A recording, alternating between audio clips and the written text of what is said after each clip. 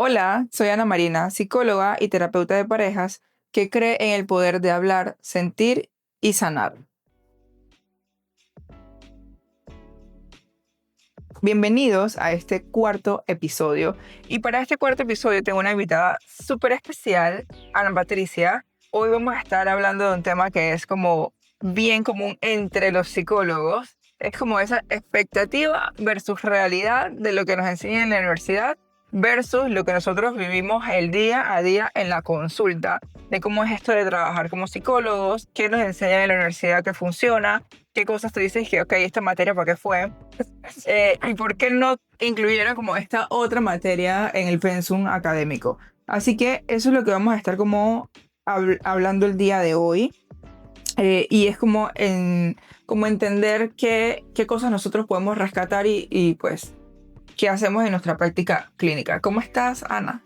Bueno, súper Ana, muchas gracias por la invitación. Realmente pues sí, es un tema que consideraría yo que debe haber como más información en las redes sociales, porque así como, bueno, nosotros a través de la experiencia nos pudimos dar cuenta, de pronto para todos estos psicólogos que hoy se están graduando, también servir como de trampolín y de empujón para posicionarse dentro de del ámbito laboral. Sí, tal cual. Es que si eres estudiante de psicología, estás próximo a graduarte o estás pensando iniciar en este ámbito clínico, este podcast es para ti, te va a gustar. Ana, ¿qué cosas tú veías como, ok, esta es la práctica, pero de la teoría a la práctica, ¿cómo pasabas tú? O sea, ¿qué cosas tú dices como que, ok, me encantó esta materia, era la materia de mis sueños, pero acá es que, ¿y cómo la aplico? ¿Te pasó eso? Sí, me pasó mucho en el tema de atención a niños. Yo estudié en una universidad que era muy práctica, o sea, nos llevaban al campo desde el primer acercamiento, desde el primer momento, y sí era como, creo ciertas expectativas en mí del trabajo con niños, y realmente cuando vine a la práctica era completamente distinta. Y algo de ello era como el hecho de que hablábamos antes de empezar, como el transformar vidas. Como que uno va mucho con la expectativa de que voy a cambiar vidas, voy a sanar corazones, voy a ayudar a la gente a resolver todos sus problemas. Y cuando venimos a la práctica, nosotros no siempre estamos, muchas veces por supuesto que sí, transformamos a través de nuestra intervención, pero la realidad es que a veces únicamente contenemos para que las personas el dolor no se les desborde. Tal cual, 100%. Yo me acuerdo mucho de que una de mis materias favoritas ya del último año era psicología organizacional. Ahí yo empecé pues a trabajar como psicóloga y para mí fue como un choque de realidad saber como que, bueno, en la universidad todo era chévere, bonito, este es el proceso ideal, el descriptivo de puestos, las competencias, todo eso chévere. Pero cuando tú vas a la empresa tiene su manual, tiene su proceso, tiene su manera de trabajar y te toca a ti como desaprender lo que aprendiste en la universidad y aplicarlo de otra manera en otro proceso. Entonces creo que nos pasa como a todos, de las cosas que nos funcionaron en la universidad, que estaban tan idealizadas, versus a la práctica acá. Y es algo que pues también lo que tú mencionas acá es como que uno cree que siempre le va a llegar ese paciente ideal o ese paciente que tú dices te va a decir todo el DSM en la primera sesión o que ya sabe qué es lo que tiene y que va a ser muy fácil como esa intervención o esa evaluación. Entonces, no pasa. Total. E incluso como que en esa misma línea el hecho de la disposición. O sea, que nos enseñan mucho en la universidad como que el paciente va porque necesita ayuda y porque y uno como que crea ese paciente ideal que va a llegar dispuesto a cambiar, dispuesto a transformar, dispuesto a empoderarse. Y cuando venimos a la realidad de la práctica, del ejercer, nos damos cuenta de que hay pacientes que no vienen con la disposición, que vienen confundidos, que vienen tristes, que vienen heridos, que vienen con un montón confundidos en general, y nos damos cuenta de que a veces en la universidad nos preparan mucho para el paciente ideal, para el paciente que viene dispuesto. Pero y no es así, o sea, hay veces muchos pacientes, y yo se los digo como que, ok, aquí no hay polvos mágicos, o sea, aquí no hay magia, y que pues gran parte de la responsabilidad del proceso es por parte del paciente, que nosotros podemos hacer todas las intervenciones, podemos darle todas las guías, todas las herramientas que sabemos, pero si el paciente no tiene esa disposición de hacer la tarea en casa, pues la verdad es que el avance terapéutico va a ser muy lento. Totalmente. Me acuerdo que en la universidad, cuando dimos desarrollo de niños, la profesora nos decía como que pasaba mucho en la consulta, porque ella veía niños, que pasaba mucho que ella sentía como que los papás iban a dejarle esa responsabilidad al psicólogo, de que aquí está mi hijo, cámbiamelo, magia. O de que veían ese espacio también como un espacio para ellos, para tener su espacio, ¿sabes? O sea, tú eres mamá, yo soy mamá, y tener como ese espacio para nosotros era como, es un aire, obvio. Entonces también ella nos decía, como que esas cosas también pasan en consulta, ¿sabes? Que lo ideal es que, obviamente, para ver niños, yo no veo niños, pero es que el papá esté involucrado, que esté presente. Y yo decía mucho como con el tema de los niños. En mi inicio, que vi un par de niños, es como que, ok, aquí el trabajo no es tanto con el niño. Porque pasa que el niño, y lo escucho de otros colegas, el niño se porta bien en la consulta, hace todo. Pero cuando va a la casa, claro, porque el papá no tiene las herramientas. Entonces sí, es como, el trabajar con niños, yo pienso que es bien chévere, porque tú haces terapia de juego. O sea, tú pasas jugando con el niño de manera terapéutica, pero el papá no tiene ese entendimiento. Así que yo también creo que es como mucho ese trabajo con el papá, más allá del niño. Entonces esas cosas tal vez es como que tú llegas al ideal y como que, wow, la terapia de juego es bien chévere, es divertida. Los consultorios más divertidos son los del psicólogo de niños, o sea, tienen un pocotón de juguetes, de cosas. A los niños les encanta ir a ese tipo de terapias, pero más allá está cómo el terapeuta es capaz de involucrar al papá en su responsabilidad como papá, pues. Claro, y eso ahí es, por favor, un llamado a las universidades que cuando nos den psicología infantil, juvenil, también es la intervención con los padres. O sea, es necesario que nosotros también salgamos con las herramientas para poder involucrar en el proceso de su niño a los papás. Porque tal cual como tú dices, al final es un proceso, yo también se los he dicho cuando atendía niños, también en los inicios, era... o sea, yo no represento algo importante, significativo para el niño. Al final el vínculo real es con su papá. O sea, cuando él tenga que buscar una herramienta para en la escuela tenga una situación, él no se va a acordar de la psicóloga. La primera persona a la que él va a pensar es mi mamá, o lo que me dijo mi papá, o lo que me dijo tata. Entonces es un proceso que hay que compenetrarse. Entonces sí, de pronto eso es algo que cuando salimos veníamos con la expectativa de que hay que trabajar con el niño, o la intervención en el niño, o el foco principal es cambiar una conducta del niño puntual, pero realmente es mucho más allá. Exactamente. Otra cosa que no nos prepara en la universidad es el tema humano del psicólogo. Lo hablaba en el episodio 2 con Angie, y es como, tenemos toda la teoría para ayudar al otro, para entender al otro, para hacer la evaluación, para hacer la intervención, todo, pues obviamente a su nivel de licenciatura, maestría, pues estudiamos mucho la teoría y de cómo ayudar al paciente, pero no nos enseñan cómo ayudarnos a nosotros. Pues yo recuerdo que lo más que me dijeron a mí es que usted también tiene que ir a terapia. Y ya. Pero también es como, no es que tú todos los días vas a terapia, pero cuando tú terminas ese día cargado de pacientes, cómo tú gestionas esa carga emocional que tú tienes. Eso es lo que nosotros le llamamos como esa contratransferencia y transferencia hacia el paciente. O sea, cómo nosotros gestionamos eso. Total. Y se lo decía mucho a unos practicantes que tenemos aquí en el consultorio, que también es como nosotros nos cuidamos, que nosotros también tenemos que estar bien para darle esa apertura al paciente. Pues y, obvio, no es que el psicólogo no tenga problemas, pero si tu psicólogo no va a terapia, pues preocúpate. O sea, es porque también tiene que prepararse para sostenerte en todos los sentidos de que vienes aquí al consultorio. A veces me causa un poco de gracia cuando el paciente llora y dice, ay, discúlpeme por llorar. Y yo dije, o sea, es que si no vas a llorar aquí, ¿dónde vas a llorar? Así es. Entonces, sí es como nosotros tenemos que estar emocionalmente también preparados para dar esa contención, que no solamente es la escucha, pues. Y ahí lo vamos a ver ahora con estos mitos que vengo para conversar contigo, 5 mitos para poder como conversarlos, aclararlos un poco más y darle un poco más a estos mitos, pero sí también, como te decía, pues es algo que no es que está en la formación, el tema de nuestra gestión emocional, qué técnicas nosotros tenemos que utilizar.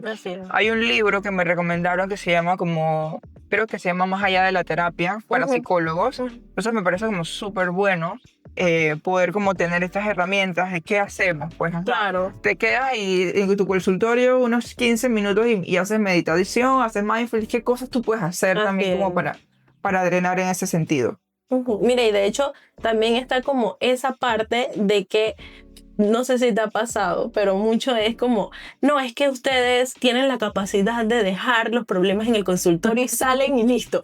O sea, hay mucho esto, entra dentro, siento yo que dentro de los mitos, porque tampoco, o sea, nosotros somos humanos y también tenemos este sentido de empatía y al final no es ponerme en el lugar de nadie, porque la empatía no, pero sí es validar el sentir de mis pacientes y realmente muchas veces nosotros salimos de aquí a buscar formaciones, a buscar información, a buscar herramientas para nosotros poder darle el abordaje correspondiente a la necesidad de nuestro paciente. Y eso es algo que también, como decías, esa contención nuestra, yo también, una de las primeras cosas que cuando mis pacientes por primera vez se sientan en el sillón, yo les digo, yo también soy paciente, yo también he estado ahí, yo sé que se siente estar en esa, porque yo necesito que en medio de todo sepas que el proceso tuyo lo está llevando un humano como tú. Porque como te decíamos, hablábamos hace un rato, nosotros podemos saber la ciencia, pero la ciencia sin humanidad es un vacío. Entonces, nosotros somos los que le damos el sentido a esa ciencia, a esa estructura, a esa guía, a todo eso, porque si no, pues todos fuésemos igual. Claro, ese vínculo que pues es tan indispensable en la terapia. Pues yo le digo mucho a mis pacientes, o sea, aquí hay 2 claves. Primero, que tú te sientas bien conmigo y que tú creas que yo te puedo ayudar. Sí, o sea, si tenemos estas 2 cosas, realmente vamos a tener un avance ideal. Pero si esas cosas no pasan, o sea, lo mejor es que lo evalúes y que puedas también buscar otro profesional con el que hagas mejor clic. Correcto. Ok, Ana, vamos a entrar a los mitos. Este es el primer mito. Si el paciente llora, la terapia fracasó. Negativo. Eso es un mito. Dejémoslo en mito, por favor. Viene con lo que decía arriba. O sea, a veces el paciente viene y es como que no quiere, ¿sabes? Yo siento que más allá es como que le cuesta ser vulnerable. Exactamente. Pero es que también es entender que estamos tocando fibras sensibles. Estamos tocando temas que no son fáciles de hablar y que mueven muchas dinámicas en ti. Entonces, es como todo, tú hablas algo y tu cerebro hace conexiones que tú ni te esperas. Y por eso pues muchas veces surge el llanto, hay un recuerdo, o sea, hay algo muy vívido para el paciente. Y obviamente por eso el paciente viene aquí, pues el paciente viene aquí porque tiene un problema que no sabe cómo gestionar. Sí, totalmente. Me dicen los pacientes, es que te voy a gastar los Kleenex. Para eso están, yo los compré para ti. Ese es mi mejor asistente. Sí. Aquí está, mi mejor asistente es el Kleenex. Ok, el segundo mito es: las personas llegan listas para cambiar. No. Falso. Hay que atravesar incomodidad. Atravesar incomodidad para nadie es divertido, ni es algo que yo me levanto y digo, ay, qué incomodidad atravieso hoy. No, o sea, para poder, eso es una decisión, por supuesto, pero también la decisión en el proceso es incómodo. Y no todo el mundo ni quiere hacerlo, ni al principio está dispuesto, hasta que realmente se tiene que atravesar sí o sí el proceso y se da cuenta por qué antes estaba del otro lado, por qué antes no había cruzado eso. Tal cual. Y no es que tú puedes tener toda la disposición para cambiar, pero no va a pasar en 2 sesiones, ni en 3 sesiones, ni en 4 sesiones. O sea, todavía allí pues hay un proceso de cambio. El cambio no se da de allá para allá. O sea, si tú tienes 30 años, o sea, tienes 30 años haciendo lo mismo de la misma manera. Entonces generalmente tienes patrones y eso hay que comenzar a desaprender para aprender. Yo digo que nunca dejamos nunca ese aprendizaje se pierde, sino como que se deja de usar y siempre está allí, simplemente es como aprender algo nuevo. Se adapta a tu nueva necesidad. Uno construye. Claro. La otra es, el psicólogo debe tener todas las respuestas. Ojalá. Me encantaría. Sí, o sea, yo creo que va ligado con lo que tú decías hace un momento, que muchas veces uno sale como que, "Shit, ¿y ahora qué hago con este paciente? Así es. No avanza, ¿qué hago? Veo, investigo, hablo con algún colega, o sea, es como que me está pasando esto, o sea, realmente pues no, ojalá pudiéramos Sí. tener todas esas respuestas, pero la verdad es que hay mucha como conexión también entre psicólogos, entre investigación, entre casos similares, que nos toca a nosotros hacerlo fuera de la consulta, sí. pues también va ligado con eso que dicen como, bueno, ser psicólogo es fácil, nada más tienes que escuchar. Ajá.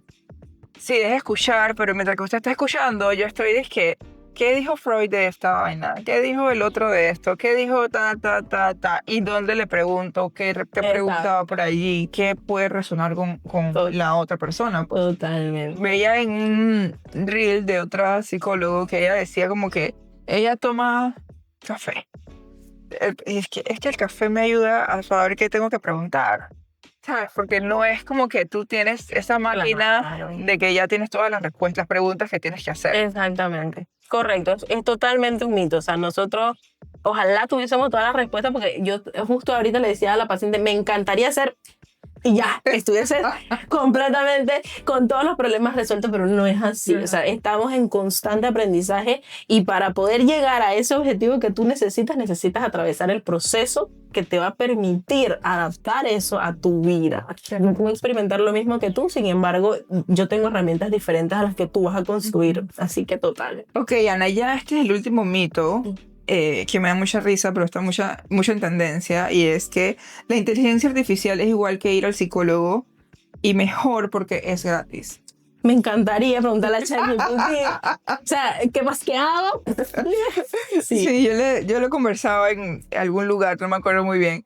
Era como yo, ojalá yo pudiera, dije, en vivo aquí con el paciente, decirle que, ¿qué le pregunto? Dame preguntas para esto, o sea, pues no, obviamente, y más allá de esa inteligencia artificial, que yo siempre digo, pues no nos va a sustituir, Total. es esa conexión que tú tienes con el paciente, o sea, ese vínculo que tú vas como formando con ese paciente, y tú sabes, como ese paciente también que se vuelve especial, que se vuelve ese paciente de tiempo, de años, que le gusta venir periódicamente a donde su terapeuta para que lo escuche, para redefinir alguna cosa. O sea, yo creo que eso pues no es sustituible, pues, que ninguna máquina, ningún chat puede como hacer esa vinculación, obviamente emocional. Y en otro lado escuchaba como que también es importante ser tú, pues nadie va a ser como tú. Así es. Y eso es lo que te engancha con otras personas. Es justamente lo que decíamos hace un ratito, es decir, la ciencia dice mucho, nos guía mucho, nos orienta mucho, pero la que da sentido a la ciencia es la humanidad. Y el paciente siempre va a necesitar, o el proceso terapéutico al final siempre va a necesitar ciertos factores que son propios del ser humano, como la intuición, la suspicacia, o sea, son cosas que realmente pues la inteligencia artificial no podrá sustituir, o sea, la humanidad. Nosotros somos los que le damos sentido a esto, ¿no? Y yo tenía una paciente que me decía antes, en su primera sesión me decían que yo llamo a ChatGPT y le digo las cosas. Y yo como, wow, o sea, de verdad es novedoso para todos. Al final, ahorita es que salen las formaciones en inteligencia artificial para psicólogos. O sea, cómo emplear, o sea, para todos es sumamente novedoso. Y yo decía, ok, ¿de qué manera te funciona? Me funciona así, así, así, así. Listo, ok. Entonces, bueno, ya lo hecho está. En el pasado no podemos tomar acción, en el futuro tampoco. Ok, ¿qué vamos a hacer a partir de eso? Bueno, vamos a darle sentido a esto. Cuando a medida que avanzaba me decía, esto ChatGPT nunca me lo pudo haber dado. Tal cual. A mí me dio risa una vez que yo siempre le pregunto a los pacientes, ¿por dónde me encontraste? Siempre. Y uno me dice que ChatGPT me dio tu contacto. Y yo, ¿cómo así? O sea, es que sí, es que me dio varias opciones, pero tú aparecías en varias de estas páginas y no sé qué. Y yo dije, no te puedo creer. Dije, sí, aquí está el chat. Yo dije, ¿le puedo tomar una foto? Y dije, sí, ahí estaba. Dije, mi nombre y tal en una página y en la otra, y mis otras redes y no sé qué. Yo dije, Sí. Ya, pretty. ¿Ves? Hizo su función. Exactamente. Y la función al final es como, mira, ve donde un profesional. Exactamente. Ok, Ana.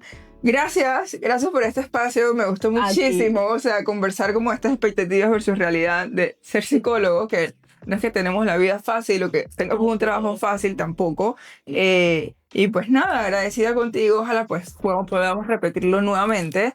Y pues a todos ustedes los invito a que sigan viendo este podcast y que le puedas enviar este episodio a alguien que tú creas que le pueda interesar. Y no te olvides de seguirme para más contenido. Chao. Chao.